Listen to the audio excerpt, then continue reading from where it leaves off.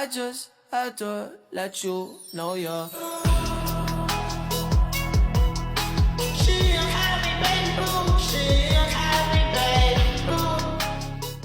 Dikulum, dikunyah. Assalamualaikum semuanya.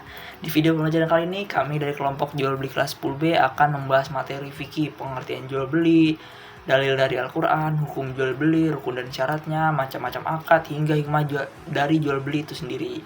Sebelumnya, perkenalkan terlebih dahulu anggota kelompok kami, yaitu yang pertama ada Arkan, Adilia, Syafira, Aska, Firja, Karisa, Jikri, Nabila, Putih, Radinka, Syatir, dan yang terakhir ada Tasya. Nah, setelah perkenalan tadi, sekarang kita langsung saja masuk ke materi pembahasan. Di bagian ini, kita akan membahas tentang pengertian jual beli. Secara bahasa, jual beli dalam bahasa Arab disebut al-bai', yang artinya adalah menukar sesuatu dengan sesuatu yang lain. Jadi bisa berupa barang dengan barang atau barang dengan uang. Nah, kalau secara istilah, jual beli itu adalah proses tukar menukar harta dengan harta melalui cara tertentu atau akad yang sesuai dengan syariat Islam, dengan tujuan supaya masing-masing pihak saling memiliki. Dalam jual beli ada beberapa unsur penting, yaitu adalah penjual, pembeli, barang yang diperjualbelikan, harga, dan juga ijab kabul atau kesepakatan antara kedua belah pihak. Selanjutnya kita masuk ke dalil tentang jual beli. Dasar hukum jual beli dijelaskan dalam Al-Quran, tepatnya dalam Quran Surah Al-Baqarah ayat 275 yang artinya, Allah telah menghalalkan jual beli dan mengharamkan riba. Dari ayat ini, kita bisa memahami bahwa jual beli diperbolehkan dalam Islam, selama dilakukan dengan cara yang benar dan tidak mengandung unsur yang dilarang, seperti riba. Jadi, sebagai umat muslim, kita dianjurkan untuk melakukan jual beli secara jujur, adil, dan sesuai dengan aturan syariat. Materi yang ketiga ada hukum asal jual beli dan perubahannya tergantung pada kondisi, niat, dan objek yang diperjualbelikan. Hukum asal jual beli itu aslinya mubah atau boleh, selama rukun dan syaratnya terpenuhi. Perubahan hukumnya ada apa saja? Nomor 1 ada jual beli sah. Terjadi jika barangnya ada, jelas jumlah dan kualitasnya, gak ada tipe-tipe atau gharar, dan gak merugikan. Contohnya ketika kita beli buku di toko atau buah di pasar. Yang kedua ada jual beli tidak sah atau dilarang. Terjadi jika barang yang gak jelas, ada unsur ghararnya, dan berpotensi bikin rugi salah satu pihak. Contohnya adalah jika kita beli ikan yang masih di kolam, atau beli barang dalam karung yang gak tahu isinya apa. Nomor 3, ada jual beli sah dengan syarat atau boleh. Terjadi jika barangnya memang belum ada, tetapi spesifikasi dan waktu serah terimanya sudah detail banget. Atau akad salam dan istisna. Contohnya adalah ketika kita pesan hasil panen atau pesan bikin meja rumah. Nomor 4, ada jual beli tidak sah atau dilarang keras. Kenapa? Barangnya nggak ada dan benar-benar nggak jelas bentuk atau jumlahnya. Contohnya, ketika kita beli hasil panen nanti, tanpa kejelasan atau beli barang yang jenisnya aja belum pasti. Kesimpulannya adalah jual beli itu boleh selama jelas dan gak merugikan. Contohnya cuma satu, objek dan kesepakatannya harus transparan atau gak gharar. Lanjut ke materi yang keempat, ada rukun jual beli beserta syarat tiap rukunnya. Nah, biar jual beli kita sah secara agama, ada rukun yang harus dipenuhi. Biar gampang, ingat aja 3 kata kunci ini. Pelaku, barang, dan ijab kabul. Nomor 1 ada pelaku, yaitu penjual dan pembeli. Syaratnya harus udah balik, berakal, gak dalam tekanan atau paksaan, dan pintar ngelola uang, alias gak boros banget. Yang kedua ada barang dan harga. Barangnya harus suci, halal, dan ada manfaatnya. Terus harus milik sendiri ya, bukan barang orang lain yang asal dijual. Barangnya harus jelas bentuknya, dan harganya pun harus pasti, biar gak ada yang merasa tertipu. Yang ketiga tadi ada ijab kabul. Ini proses serah terimanya. Syaratnya harus jelas, baik lewat ucapan atau tindakan. Nyambung antara penjual dan pembeli, dan yang paling penting, keduanya sama-sama setuju. Selanjutnya adalah materi tentang macam-macam akad jual beli berdasarkan ada dan kejelasan objek. 1. Jual beli barang yang ada dan jelas, atau bai al-maqhud alaih maujud wa maklum. Pengertian, akad jual beli di mana barang sudah ada dan jelas bentuk, jumlah, kualitas, serta sifatnya saat akad dilakukan. Ciri-cirinya: 1. Barang terlihat langsung atau bisa diperiksa. 2. Jumlah dan kualitas jelas. 3. Tidak ada unsur penipuan atau gharar. Contohnya, 1. Membeli buku di toko. 2. Membeli buah di pasar.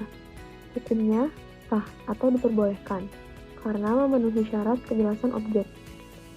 Jadi maksudnya barangnya sudah ada dan kita bisa melihat atau memeriksanya secara langsung. Seperti membeli buku di toko atau buah di pasar. Jual beli seperti ini hukumnya sah karena barangnya jelas dan tidak ada penipuan. Yang kedua, jual beli barang yang ada tapi tidak jelas atau bai al-gharar. Pengertian, barang ada tetapi tidak jelas. Misalnya, kualitas, jumlah, atau sifatnya tidak diketahui. Ciri-cirinya: 1. Barang tidak bisa dilihat dengan jelas. 2. Mengandung ketidakpastian. 3. Berpotensi merugikan salah satu pihak. Contohnya, 1. Membeli ikan yang masih di dalam kolam tanpa tahu jumlahnya. 2. Membeli buah dalam karung tanpa tahu isinya. Dan hukumnya tidak sah atau dilarang karena mengandung gharar, ketidakjelasan. Ini artinya barangnya memang ada, tetapi tidak diketahui dengan pasti jumlah atau kualitasnya, seperti membeli ikan di dalam kolam tanpa tahu berapa jumlahnya. Jual beli seperti ini tidak sah karena mengandung ketidakjelasan dan bisa merugikan salah satu pihak. Yang ketiga, jual beli barang yang belum ada tapi jelas, atau bai as-salam, atau istisna. A. Bai as-salam. Pengertian: jual beli di mana barang belum ada saat akad, tetapi spesifikasinya jelas dan pembayaran dilakukan di awal. Ciri-cirinya: yang pertama, barang akan diserahkan di masa depan. 2. Spesifikasi jelas, jenis, ukuran, dan kualitas. 3. Pembayaran tunai di awal. Contohnya, memesan hasil panen padi dengan kriteria tertentu. Dibayar sekarang, diterima nanti. Hukumnya sah atau diperbolehkan dengan syarat tertentu. Maksud dari bai as-salam, barangnya belum ada saat akad, tapi spesifikasinya sudah jelas dan dibayar di awal. Contohnya, memesan hasil panen, jual beli ini diperbolehkan dengan syarat tertentu. B. Istisna. Pengertian: akad pemesanan barang yang belum ada dan harus dibuat terlebih dahulu. Ciri-cirinya: 1. Barang dibuat sesuai pesanan. 2. Spesifikasi jelas. 3. Pembayaran bisa di awal, tengah, atau akhir. Maksud dari istisna, memesan barang yang harus dibuat terlebih dahulu, seperti memesan meja atau rumah. Spesifikasinya jelas dan pembayarannya bisa diatur. Jual beli ini juga diperbolehkan. Yang keempat, jual beli barang yang belum ada dan tidak jelas. Pengertian: barang belum ada dan tidak jelas spesifikasinya saat akad. Ciri-ciri: 1. Barang belum tersedia. 2. Tidak ada kejelasan bentuk, jumlah, atau kualitas.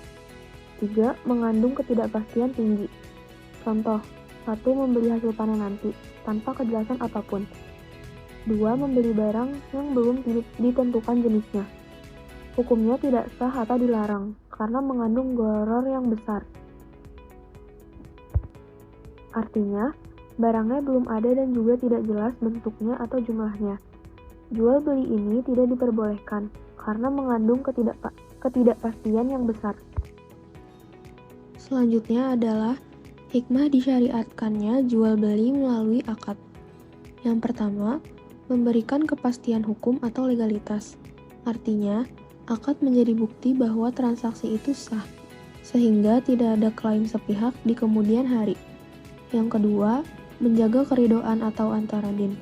Maksudnya, penjual dan pembeli sama-sama setuju tanpa paksaan, sehingga jual beli menjadi halal. Yang ketiga, menghindari pertikaian atau tanazu. Dengan adanya akad yang jelas, masalah seperti harga atau kondisi barang tidak akan menimbulkan perselisihan. Yang keempat, menjamin hak dan kewajiban. Akad melindungi penjual dan pembeli agar tidak saling merugikan. Dan yang terakhir, mewujudkan keterbukaan atau transparansi. Penjual harus jujur dalam menjelaskan kondisi barang, sehingga tercipta jual beli yang adil dan saling percaya. Demikian pembahasan dari kelompok kami mengenai jual beli mulai dari pengertian hingga hikmahnya. Kami mohon maaf sebesar-besarnya apabila terdapat kesalahan dalam penyampaian. Terima kasih atas perhatiannya. Wassalamualaikum warahmatullahi wabarakatuh. I just had to let you know you're